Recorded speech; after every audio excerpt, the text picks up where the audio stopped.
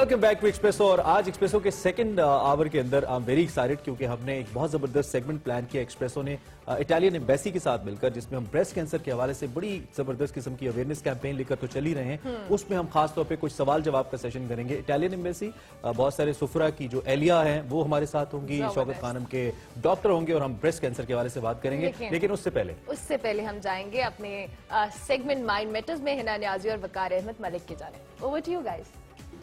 Thank you so much Armala and Imran. Waqar साहब, आज का जो टॉपिक है काफी इंटरेस्टिंग है और मेरे जहन में बहुत सारे सवाल आते हैं। बहुत से लोग जो हैं वो साइकोलॉजिकल प्रॉब्लम्स का शिकार होते हैं। पहली बात तो ये कि वो आइडेंटिफाई नहीं कर पाते कि वाकई उनको साइकोलॉजिकल प्रॉब्लम है, कोई इशू है। जब वो आइडेंटिफाई कर पाते हैं तो वो इतना डरे हुए होते हैं, किसी को ओपनली बता नहीं सकते क्योंकि उनको लगता है कि हम पागल हैं। अगर हम किसी को बताएंगे तो लोग हमें पागल कहेंगे। उसके अलावा जो साइकियाट्रिस्ट हैं या साइकोलॉजिस्ट हैं, लोग उनको भी पागल लेबल करते हैं। What's your take on this? Basically एक हेजिटेशन होती है, हिचकिचाहट होती है कि अगर किसी ने देख लिया कि हम किसी साइकोलॉजिस्ट के पास गए हैं तो वो कहेंगे कि अच्छा, इसका मतलब है कि कोई मामला खराब है, कोई मेंटल। इसमें जो बुनियादी चीज जो देखने वाली है वो ये है कि ये जो स्टिग्मास हैं, स्टिग्मास हम उसको कहते हैं ना कि जिसमें बुनियादी तौर पे सोसाइटी जो है वो किसी डिसऑर्डर को या किसी मेंटल डिसऑर्डर को या किसी नफ्सियाती आर्जे या मर्ज को वो इस तरह देख रही होती है कि एक नापसंदीदगी या एक कुछ सवाल देख रही होती है। स्टिग्मा जो है वो डिस्क्रिमिनेशन में तब्दील हो जाता है कि अगर हमारे वो एक्ट में भी आ जाए। मसलन एक बंदा है, उसको अटेंशन कोई डेफिसिट का या किसी भी ओसीडी या कोई भी डिसऑर्डर है, ठीक है। एक तो आपने उसको वैसे ही उसको मजाक बनाया, ठीक है। दूसरी सतह पे कहीं कोई जॉब या किसी ऐसी जगह पे आपने उसको प्रायोरिटी नहीं दी या पीछे कर दिया तो ये फिर डिस्क्रिमिनेशन में भी आ जाता है। अब मिसाल के तौर पे स्ट्रेस है, ठीक है। Stress is not a disorder because stress के आप यहाँ पे आई हैं, मैं सुबह उठता हूँ या मैं कोई भी काम करता हूँ, जॉब पे जाता हूँ, गाड़ी जब मैं चला रहा होता हूँ, एवरी टाइम एवरी मोमेंट मैं किसी न किसी स्ट्रेस में होता हूँ। ये उस स्टेज पे जाता है जहाँ पे आप ये देखते हैं कि जो स्ट्रेस है, जहाँ पे वो एंगर भी डेवलप कर रहा है, जहाँ पे वो आप एक किताब पढ़ रहे हैं और चौथे सफे पे पहुंच गए और आपको समझ नहीं है कि पिछले 3 सफे मैंने क्या पढ़े थे। आपका डाइजेस्टिव सिस्टम प्रॉब्लम कर गया है, आप इंसोम्निया का शिकार हो गए हैं। इस तरह की बहुत सारी चीजें हैं जहाँ पे आपको एक ही लफ्ज आपके ज़हन में होना चाहिए कि कोई भी चीज जो आपकी क्वालिटी ऑफ लाइफ को, हमारी जिंदगी को डिस्टर्ब कर रही है, वो डिसऑर्डर है, ऑब्सेसिव कंपल्सिव डिसऑर्डर है। बिल्कुल। आप नोट गिनती हैं, ठीक है, आप हो सकता है दोबारा भी गिनती हो और कई दफा दोबारा गिनने में कोई दरवाजा लॉक करने के बाद डबल चेक करती हूँ कि मैंने लॉक किया या नहीं किया। अब जहां तक तो ये डिसऑर्डर नहीं है, क्योंकि अगर ये न होता तो आप बहुत सारी जगहों पे आपने देखा है, कई दफा आप जब दोबारा नोट गिनती हैं तो उसमें गलती निकल आती है, कई दफा नहीं निकलती। लेकिन ये तो दोबारा चेक करना है, ये जो आप कंफर्टेबल नहीं रहते, एक अजीब सी फील होती है कि पत्नी गाड़ी लॉक की है कि नहीं, और फिर वापस जाके एक दफा देख लेते हैं। यहां तक तो ये डिसऑर्डर नहीं है, ठीक है। लेकिन अगर मैं वो गाड़ी लॉक करने के बाद 20 दफा वापस जा रहा हूं, ठीक है, ये मेरी क्वालिटी ऑफ लाइफ सफर हो रही है। मैं नोट 20 दफा गिन रहा हूँ, वो सारा जो भी है, 1 घंटा अगर आप हाथ ही धोते रहे तो मतलब लाइफ सारी आपकी डिस्टर्ब होगी। वकार साहब, डिफरेंट फोबियाज होते हैं। फॉर एग्जांपल क्लॉस्ट्रोफोबिक है एक शख्स और एक आम आदमी उसको मशवरे दे रहा है कि तुमने परेशान नहीं होना, तुमने अपने माइंड को कहीं और डाइवर्ट कर लेना है, तो उनके बारे में आपका क्या ख्याल है?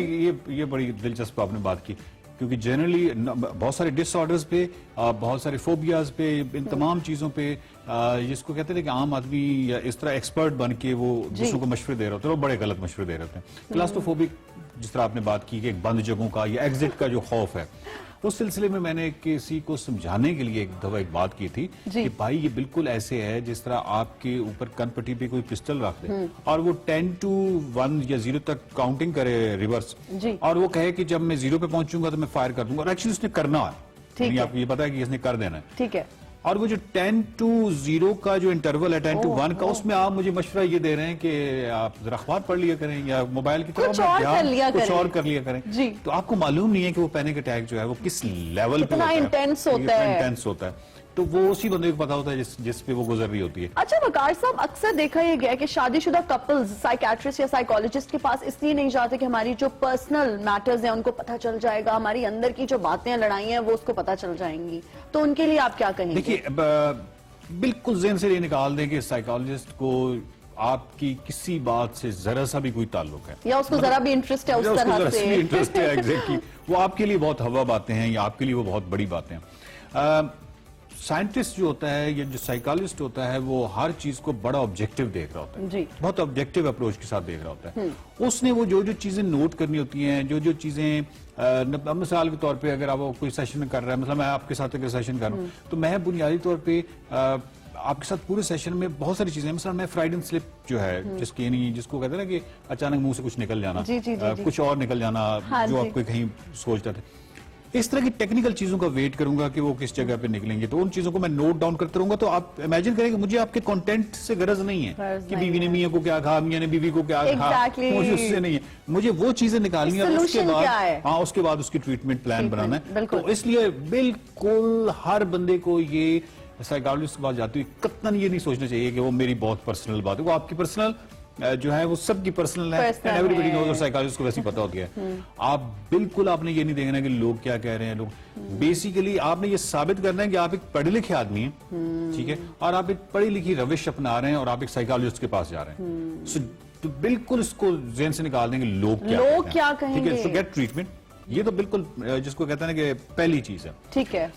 सेकेंडली कुछ लोग अपने आप को आइसोलेट कर लेते हैं। मैं अभी आपके खातून की मिसाल दूं, मुझे मालूम हुआ कि उनको एक्चुअली ओसीडी था, अब उनको अगेन लोगों को पता भी नहीं होता कि हमारे साथ हो क्या रहा हो है। क्या उन्होंने रहा ये है। समझा कि उनके ऊपर कोई जादू टूना हो गया Oh और God, वो क्योंकि yes. उनको 10 दफा नहाती थी दिन में और हर वक्त वो हाथ धोती रहती थी, धोना। हाथ धोती रहती थी, तो वो फिर डेफिनेटली मुख्तलिफ जगहों पे ऐसी जगहों पे जाती रही, फिर वहाँ ट्रीटमेंट ना हुआ, फिर वहाँ पे उन लोगों ने कहा कि नहीं बीबी आपको तो वहम है, और वहम का तो इलाज हकीम लुकमान के पास भी नहीं था। और वो अगेन खैर वो मुझ तक किसी तरह जी। फोन पे बात हो गई, पहुंच गई, तो उनको फिर मैंने एक क्लिनिक का बताया इस्लामाबाद में, वो वहाँ गई और वो 3 सेशन के साथ वो ठीक हो गई। वाह। अगर वो पता नहीं वो कितना सवेर हो जाता है। पहली बात है कि रिकॉग्निशन, कि आप रिकॉग्नाइज करें कि अगर आपको Timely ऐसा इसको हो रहा है, recognize करें, बिल्कुल। Exactly, तो इसको कैसे हम उसको इसका treatment इसका कैसे treatment possible plan है? क्या होगा। अगर मियाँ बीवी झगड़ा है और वो झगड़ते रहते हैं और वो फिर जिंदगी भर झगड़ते रहते हाँ हैं, जी। तो अगर वो एक साइकोलॉजिस्ट के पास जाएं और वो हो सकता है 1 या 2 सेशंस के बाद वो एक्चुअली बुनियादी मामलात को समझते हुए